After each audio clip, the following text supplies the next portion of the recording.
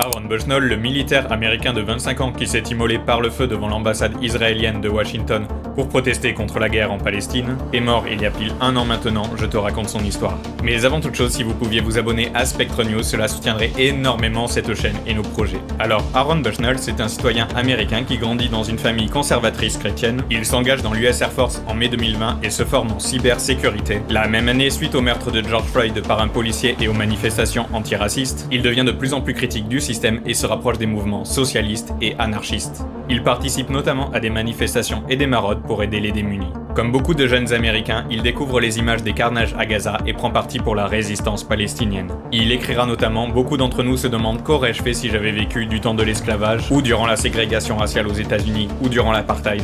Qu'aurais-je fait si mon pays était en train de commettre un génocide? La réponse est « Vous le faites en ce moment même ». Le 25 février à 12h58, Aaron poste en direct une vidéo sur Twitch où il déclare « Je suis sur le point de m'engager dans un acte de résistance extrême, mais comparé à ce que les gens ont vécu en Palestine aux mains de leurs colonisateurs, ce n'est pas extrême du tout. » Il s'immole ensuite par le feu en criant « Free Palestine ». Plusieurs agents de sécurité interviennent pour l'éteindre, mais il décède à l'hôpital le lendemain. En Palestine, une rue de la ville Jéricho porte depuis son nom pour honorer son sacrifice.